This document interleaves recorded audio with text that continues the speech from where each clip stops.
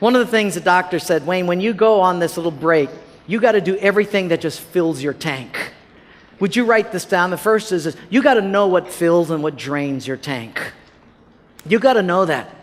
It's sort of like this, and I'll draw some stuff on this board, but it's sort of like you have an emotional tank here, and you've got a drain, and you've also got an input.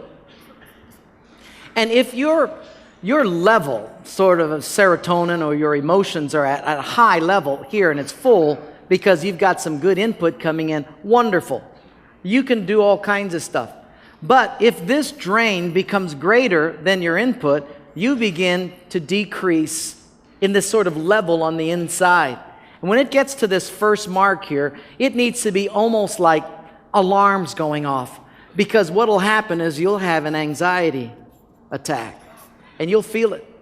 Alarm should go off. If you don't start to fill, it'll drain down to the second, where you'll have an emotional breakdown.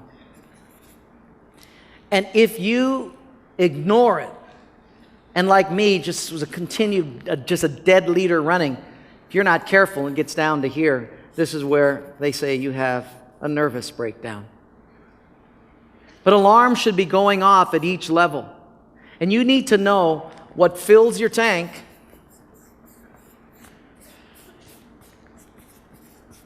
and what drains it. And you need to write that down. For me, sports, I ride a motorcycle, I paddle out in the ocean, I love to read, do devotions, travel with my wife.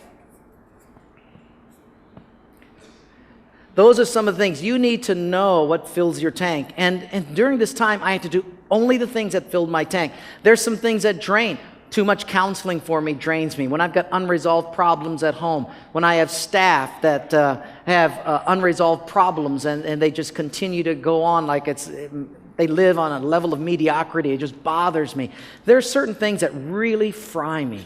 These are overtaxed schedule, overbooking myself, inability to say no. These things drain me. Now, what happens is when you get too busy, now watch this. When you get too busy and the drain gets to be increased, what happens is when you say, oh, I'm just too busy, I can't play basketball anymore, something that filled your tank. I'm so busy in the ministry, I really can't take time to ride a motorcycle, or I can't do paddling, or I can't take the time to read or do this or that. Why? Because I'm too busy.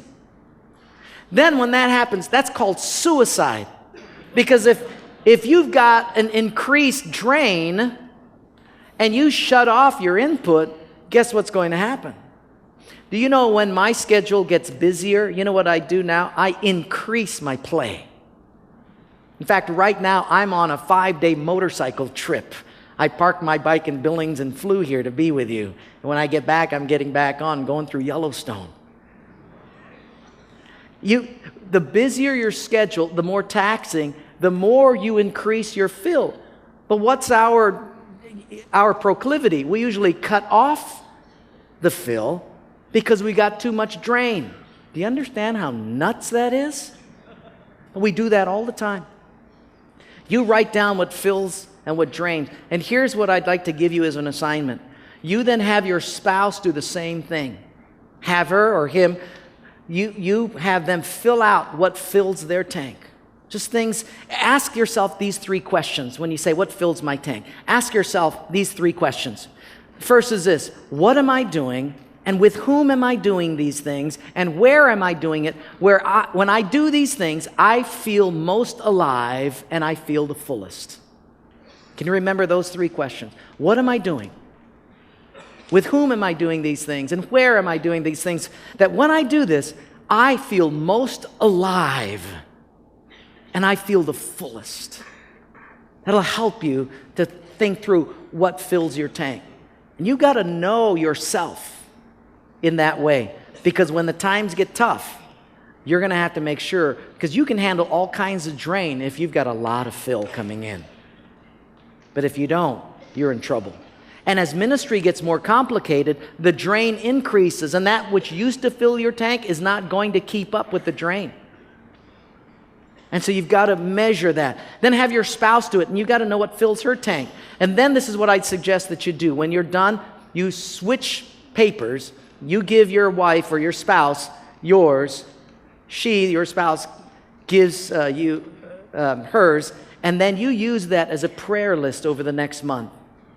And you pray. I pray for my wife that, Lord, help me to be someone that helps her fill her tank in these ways, and help me to alleviate some of these drains. Do you know what kind of friendship you'll start to develop if you'll do those two things? It'll help you immensely. Some time ago, when we first moved to Hawaii, we brought our kids. The grandkids left mom or grandmother in Oregon, and we moved to Hawaii. And what I didn't know was one of the things that really filled my wife Anna's tank was talking with her mom about the grandkids and all of these things. So she would call her about every 2 days, and she'd spend an hour on the phone. Now, I'm just brand new in ministry, and when the phone bill is $100 and some a month from her calling her mom, I just flew off the handle. I said, you can't do this anymore. You're going to take me to the poorhouse. I can't handle this. If you want to talk to your mother from now on, you have her call you, or you call her collect. I was a compassionate man. And I said, and you can do that once a week. And my wife is so sweet. She said, okay, and she complied. But you know what? After about 2 months, I noticed my wife was changing. She was becoming the wicked witch of the north. And I thought, what is happening to her? And what I didn't realize was her sharing her life with her mom as her best friend was something that really filled her tank. And me, not knowing what fills her tank, actually, I was cutting off stuff that she looked forward to. You think we become good friends then? And the things that drained her tank, I was demanding she do more of. Our marriage was getting really thin really fast. And then I understood this, and we made some changes. And I said, honey, I'm so sorry. You and your mom are best friends, and I have been so blind. You call your mom as often as you want to. And she didn't abuse it. But I tell you, $100 a month, $150 a month is a small price tag to pay for a happy wife.